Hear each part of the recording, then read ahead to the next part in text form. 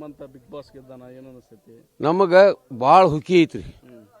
ನಮ್ಮೂರು ಬೇಲಿಯಾಗಿ ಬಿದ್ದಿತ್ತು, ಒಂದು ಹಳದಾಗ ಬಿದ್ದಿತ್ತು. ಚಿಲ್ಲೂರು ಬಡ್ನಿ ತಾಂಡ ಆದ್ರೆ ಲಂಬಾಣಿ ತಾಂಡ ಆದ್ರೆ ಊರು ಮನೆ ಜಗ್ಗದವ್ರಿ. ಆದರೂ ನಮ್ಮ ಊರಿಗೆ ಹೆಸರು ತಂದ ಒಂದು ಸರಿಗಮ ಪ್ರದರ್ಶನೊಳಗೆ ಹೋಗಿ ಶಿಶನಾಳ ಸರಿ ಪದ್ಯಂದ ಒಂದು ಕವಿ ಹಾಡಿ ಆ ಬಳಕ ಈಗ ಇದು 3ನೇ ದಿಗಿದು. ಅವ್ರಣ್ಣ ಹೋಗಿದ್ದ ಹಳ್ಳಿ ಹೈದ ಪೇಟೆಗೆ ಬಂದ ಅಂತೇಳಿ ಅವ್ರಣ್ಣ ಹೋಗಿದ್ದ ಮಾರ್ತಿ.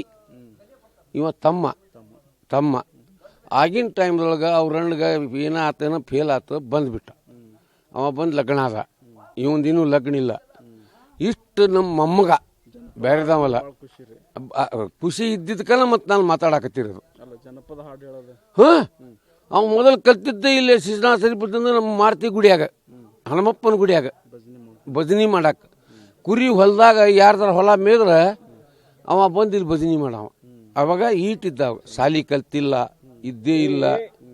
ಬ್ಯಾಳ ಅಂದ್ರೆ 1 ಹತ್ನ 2 ಹತ್ನ ಕಲ್ತಿರ್ಬೋದು ಅಷ್ಟ, ಕುರಿ ಕಾಯ್ಕೊಂತ ಕುರುಬ ಅಂಥದ್ರೊಳಗೆ. ಇಂಥ ನಮ್ಮ ಹಳದಾಗ ಕಸರ್ನಾಗ ಬಿದ್ದ ಊರು ನಮ್ಮ ಸಾವಣೂರು ಶಿಗ್ಗಾಂವಿ ತಾಲೂಕಿನೊಳಗೆ. ಮೊದಲು ನಮ್ಮ ಧಾರವಾಡ ಡಿಸ್ಟಿಕ್ ನಮ್ಮದು. ನಾನು ಐತಿ ಐಡೆಂಟಿ ಕಾರ್ಡ್ ಕೊಡ್ತೇನೆ ನಾನು ಧಾರವಾಡ ಡಿಸ್ಟಿಕ್ಕಿಂದು. ಆ ಬಳಕ ಗದಗ, ಹಾವೇರಿ, ದಾವಣಗೆರೆ ಆ ಬಳಕೇನು ತಾಲೂಕು ಆದವಲ್ರಿ, ಜಿಲ್ಲಾ ಆದವಲ್ಲ. ಆವಾಗ ನಮ್ದು ಹಾವೇರಿ ಜಿಲ್ಲಾ, ಈಗ ಹಾವೇರಿ ಡಿಸ್ಟಿಕ್.